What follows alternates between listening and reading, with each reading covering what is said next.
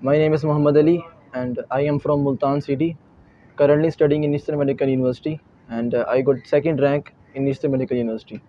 मैंने अपने MD cat की जो तैयारी है वो स्टेप्स की थी और स्टेप से हमने अर्ली सेशन लिया था, संडे सेशन उनका होता है।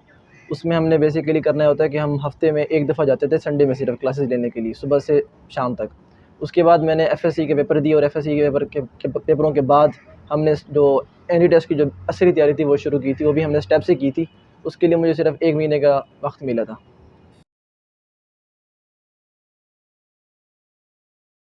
एफएससी में मेरे मार्क्स जो आए थे वो आए थे 1098 आउट ऑफ 1100 और ये भी मैंने पंजाब ग्रुप ऑफ कॉलेजेस के प्लेटफॉर्म पर मैंने ये पेपर दिए थे एफएससी के।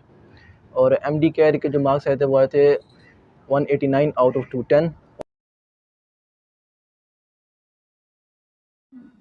एमडी कैट की तैयारी का सिलसिला कुछ इस तरह से हुआ कि मेरी जो क्लासेस थी वो होती थी 12 से लेकर शाम 6 बजे तक और इस दौरान हम सिर्फ क्लास में बैठ के जो सर हमें पढ़ाते थे उसी को नोट करते थे, मतलब बिल्कुल अच्छे लेवल में उसको नोट करते थे, बिल्कुल प्यारा प्यारा करके, ताकि पढ़ने में बहुत आसानी हो। उसके बाद 6 बजे घर चले जाना और वहाँ जाके रोटी खा लेना। रोटी खाने के बाद नमाज़ पढ़ ली और नमाज़ पढ़ने के बाद मैंने जो अपना तैयारी का सिस्टम बनाया था वो कुछ इस तरह से कि भाई रात को मैं इंग्लिश और फिज़िक्स पढ़ता था, ठीक है, सिर्फ 2 चीज़ें। और सुबह उठता था तो उसके बाद मैं अपनी जो बायोलॉजी और केमिस्ट्री पढ़ता था। और इनको पढ़ने के तरीके मैंने इस तरह से रखे हुए थे कि सर के एक तो नोट्स होते थे जो मेरे सर ने मुझे पढ़ाए होते थे। इसके अलावा मेरे पास एक सीनियर के नोट्स थे, उसको किसी और सर ने पढ़ाया था, उसके नोट्स भी होते थे। इन दोनों नोट्स को आपस में कंबाइन करता था। इसके अलावा लेक्चर्स लेता था स्टेप की वेबसाइट पर, उनके लेक्चर्स को भी अपने नोट्स में कंपाइल करता था। इन तीनों को कंपाइल करने के बाद मैं अपनी प्रिपरेशन करता था घर के अंदर। वो किस तरह से, वो इस तरह से कि मेरे पास एक किताब थी यूएचएस की, जो यूएचएस के पास्ट पेपर्स होते हैं बेसिकली, तो उनसे करता था। इसके अलावा स्टेप्स की वेबसाइट थी, उस पर भी एमसीक्यूज पढ़ते थे, वहाँ से भी प्रिपरेशन करता था। जब ये प्रिपरेशन हो जाती थी तो जब हम अगले दिन जब हम जाते थे अपने स्टेप्स की क्लास लेने, तो हमारा एक टेस्ट होता था जो हमने कल पढ़ा है, उस टेस्ट को देता था। उस टेस्ट की होती थी डिस्कशन, उस डिस्कशन को भी अपने नोट्स के अंदर कंपाइल कर लेता था। तो इस तरह मेरे पास जो मेरा अपना जो बैंक होता था एमसीक्यूज के लिए, वो मेरा अपना ज़ाती होता था। और जब भी मैं उसे एक दफ़ा देखता था तो मेरा काम हो जाता था, मतलब उसको देखते ही मुझे हर चीज़ रिवाइज हो जाती थी।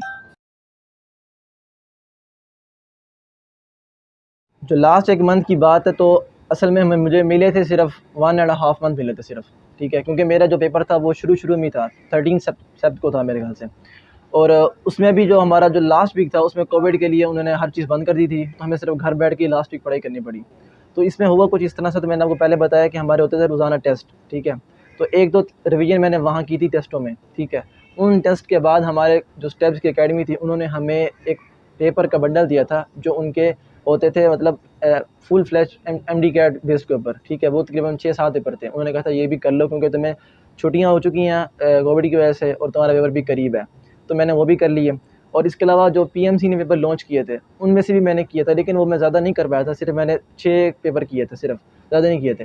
तो इसके बाद क्या हुआ कि और एक रिवीजन हो चुकी थी टेस्टों में, सिर्फ दूसरी रिवीजन की थी जब मैंने सारा इसे मुकम्मल एक दफ़ा बैठ के पढ़ा था, ठीक है। मतलब पूरे एमडी कैट के मेरे सेशन में मैंने सिर्फ 2 दफ़ा अपने सिलेबस को कवर किया। तो बेसिकली बात वही होगी कि मैंने अपनी सेल्फ स्टडी ज़्यादा की है। जहाँ तक मोटिवेशन की बात है तो वो तो सिंपली मेरी एक बड़ी सिस्टर है, वो भी डॉक्टर बन रही हैं, ठीक है। तो बेसिकली मेरी सारी मोटिवेशन उन्हीं की तरफ से होती थी। उन्होंने मुझे एक बात कही थी कि देखो, तुम इस बात से ना घबराओ कि कितने बच्चे आ रहे हैं और कितनी सीटें हैं, तुम्हें सिर्फ एक सीट चाहिए, ठीक है। और अगर तुम्हारी अकेडमी से एक बच्चे का भी एडमिशन हो रहा है तो इसमें तुम ये समझो कि तुम्हारा फॉल्ट है, अकेडमी का फॉल्ट नहीं है।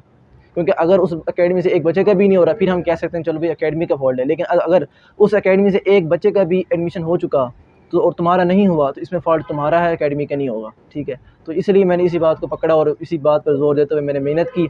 और अपनी सिस्टर से मैं बहुत मशवरे लेता था, मतलब तैयारी किस तरह से करनी है, एमडी कैट को किस तरह से पढ़ना होता है, क्योंकि इसकी तैयारी एफएससी से मुश्किल होती है थोड़ी सी और ज़रा ट्रिकी भी होती है, क्योंकि एफएससी में तुम रटा रटा सिस्टम चलना होता है और यहाँ पर थोड़ा सा कॉन्सेप्ट को लेकर चलना होता है। तो इसलिए जो मेरी मोटिवेशन थी वो मेरी बड़ी सिस्टर की वजह से थी।